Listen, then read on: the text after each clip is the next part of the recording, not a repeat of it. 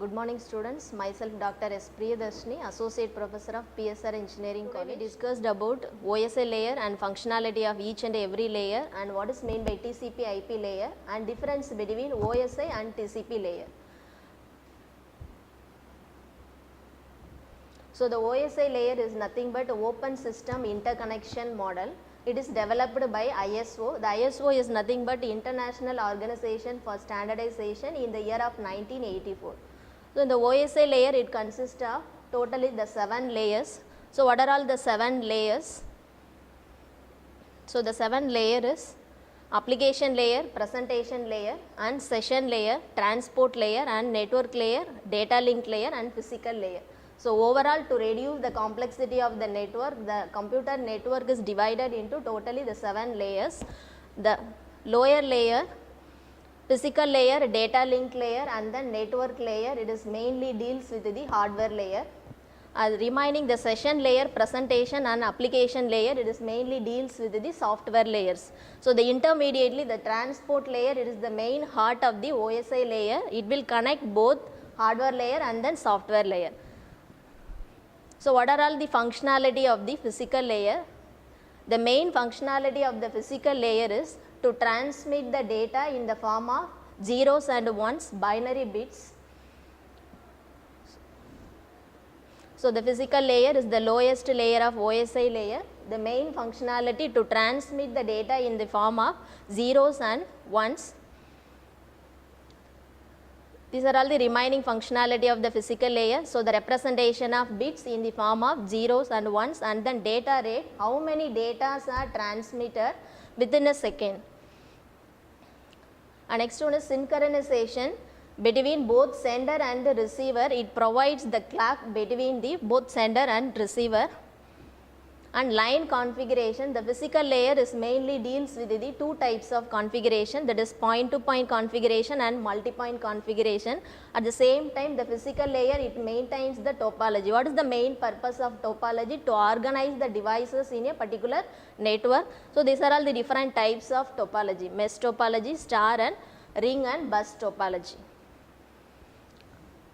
And finally, it deals with the transmission mode. The physical layer, it is mainly deals with the 3 types of communication, that is simplex communication, half duplex and full duplex communication. Simplex means the data flows from unidirectional, and second one is half duplex means the data, the sender it will transmit the data and receiver it will receive the data, it is not a same time. The full duplex transmission means both sender and receiver it will transmit the data simultaneously.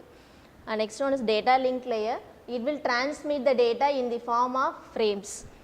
The data link layer, main functionality of data link layer is flow control and error control and framing and physical addressing.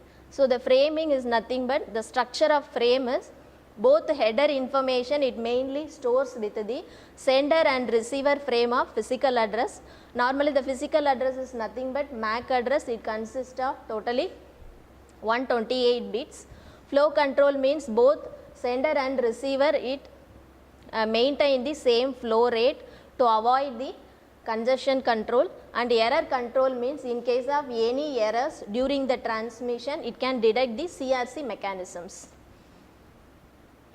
And access control, the same time the particular channel which devices it can be accessed for a particular period of time.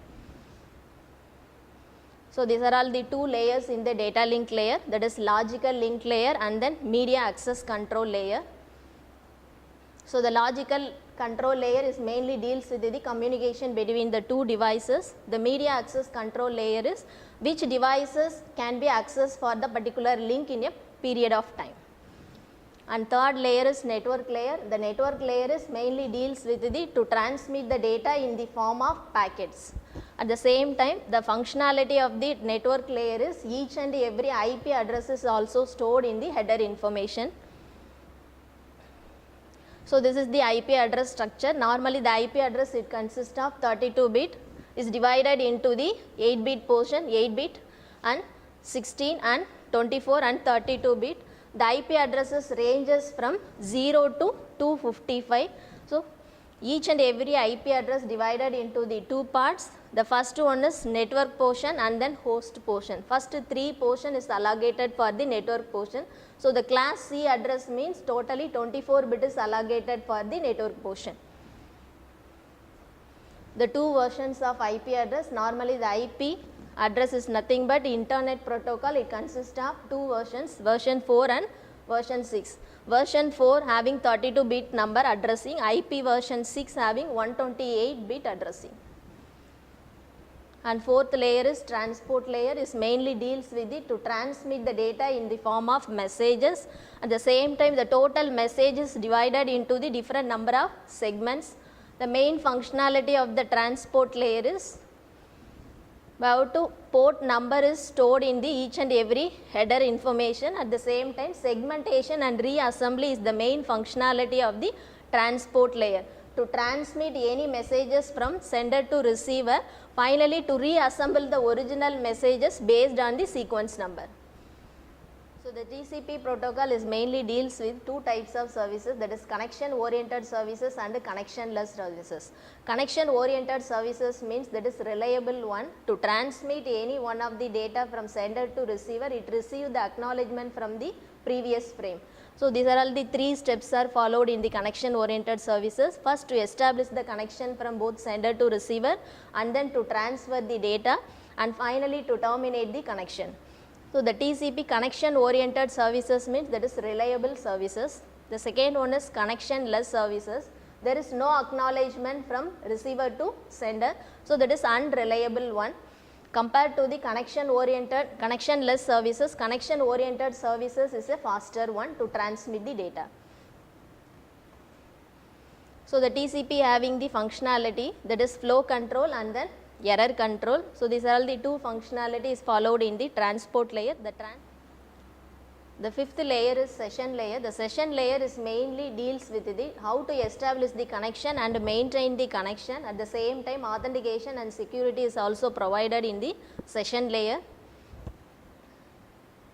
So, these are all the functionality of session layer, and how to synchronize the data between both sender and receiver, and the dialog control, how to communicate either half duplex and full duplex transmissions.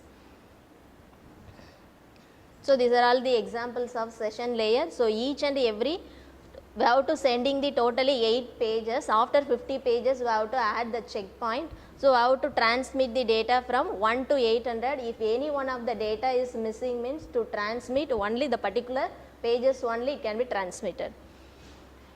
And next one is presentation layer. So, the main functionality of presentation layer, how to format the data in a particular format.